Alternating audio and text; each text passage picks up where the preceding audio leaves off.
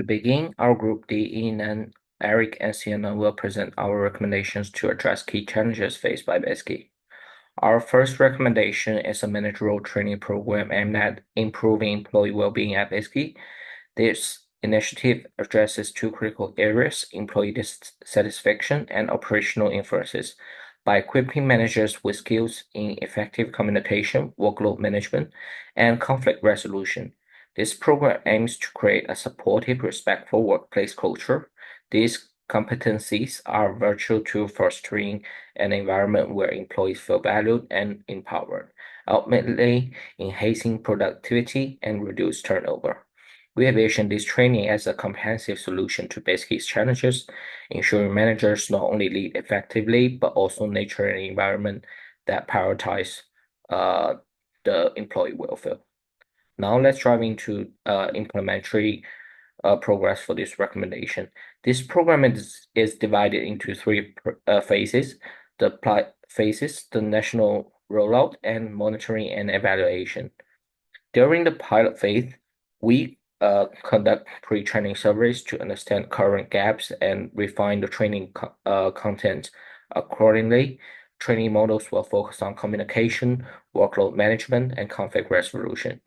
And we plan to pilot this program in urban stores with higher dissatisfaction rates. In the national rollout phase, we'll implement the refined program across all branches using the BLEED approach, combining workshops and online models. Regional hubs will be established to facilitate training sessions and provide ongoing support for managers. Finally, in monitoring and evaluation phase, we'll assess the program's impact through post-training surveys and turnover rates and productivity. Feedback from this phase will help us refine the program further to meet organizations' evolving needs. By systematically implementing the program, basically can qualitative managerial framework that not only address current challenges, but also sets a foundation for sustainable employee and well-being in the future. Here are the people who will play roles in the solution one. HR department will oversee and coordinate the training program, and the training specialists and consultants will facilitate training and providing expertise. The managers will active participants and change implementers. And finally, executives will provide oversight and ensure alignment with organizational goals. This timeline outlines the implementation stages for Recommendation 1. In the first month, we will focus on initial planning, where program goals and priorities will be defined through leadership meetings. By month 3, we'll enter the pilot phase, developing training modules focused on workload management and conflict resolution, which will be tested in urban stores with high dissatisfaction rates. Around month 9, the program will roll out nationally in phases using both in-person workshops and digital modules to maximize accessibility. Finally, in the last 2 months, we'll conduct monitoring and evaluation by analyzing survey results, identifying patterns, and notifying relevant departments for further improvements. This slide breaks down the costs required to implement Recommendation 1. Starting with staff costs, we'll hire specialized staff for managerial development and train existing employees to improve efficiency.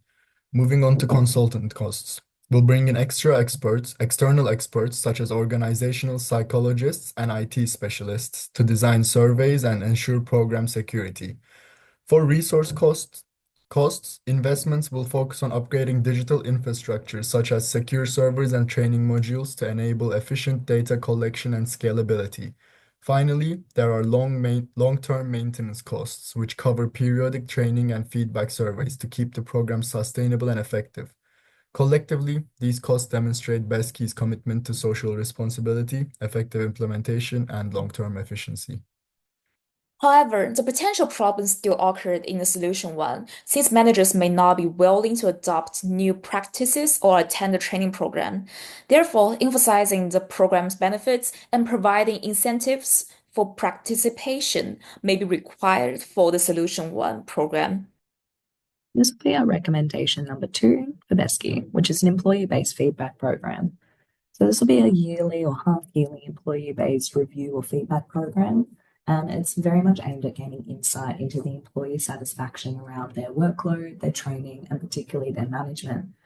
By running a yearly review with to particular set standards, the company will be able to gain insight on particular departments and areas of improvement, especially without wasting funding or costs and a waste of resource allocation. The next thing we're going to do is create an action plan for this. And usually the first step of an action plan is to call an internal meeting with your leadership. This is going to be to define the goals and also put the right people in charge.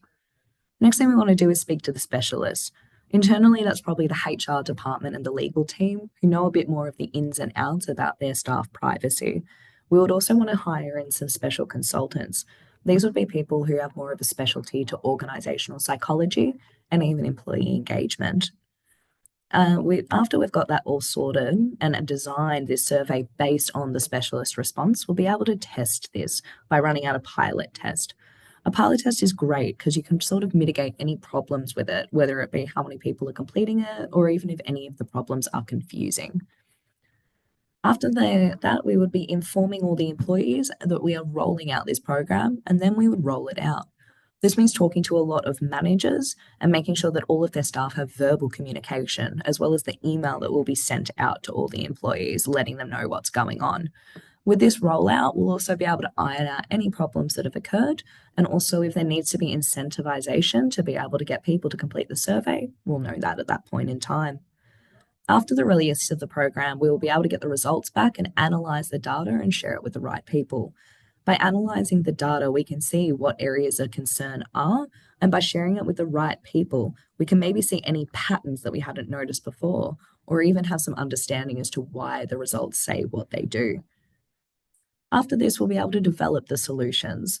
Developing solutions is really great when done in part with the people who would help share and analyze the data, as they are usually the experts as to understand why things are going wrong. After a specific solution development has occurred, we'll be able to action these solutions, roll them out to the people that it is applicable to. Again, by doing this survey, it should hopefully not allow for the waste of money and resources unnecessarily. After this, we'll be able to retest.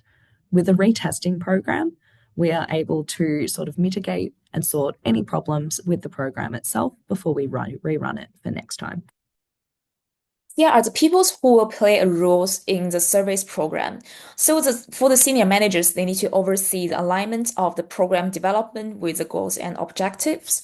For the program leaders, illegal compliance leaders, design leaders, data analysis team leaders, solution implementation leaders, they need to design and check the data of the service. And finally, for direction managers for each department, so following up on service completion within their teams is very important for them. This timeline details the stages of Recommendation 2's implementation. Starting with month 1, we conduct internal planning meetings with HR and legal teams to define program goals and address concerns like data privacy. By month 3, professional consultants such as organizational psychologists and IT specialists will be hired to design surveys and prepare data collection systems. At month 6, the feedback system is designed and testing begins with a larger population in urban stores. Around month 9, the program is rolled out company-wide with incentives to encourage participation. Finally, around month 12, we analyze the survey results to identify patterns and notify relevant departments for improvements, ensuring continuous refinement of the program. This pyramid represents the key costs for implementing Recommendation 2. At the base, we have resources, which focuses on digital tools like survey platforms and feedback systems, ensuring accessibility, efficiency, and environmental friendliness. Moving up, we have internal staffing, which includes hiring new department heads or training existing employees to manage the feedback system and maintain its long-term sustainability. At the top, we have consultant and specialists, such as IT professionals and organizational psychologists, who are essential for designing a compliant and effective feedback system. However, there's still some potential problems for the servicing program. Because during a long-term feedback program, people may just have no patience to finish all of the things seriously. So therefore, the data collected from this service might be inaccurate and therefore misleading.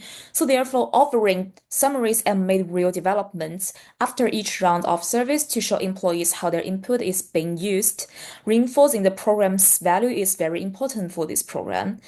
And that's all. Thanks for listening.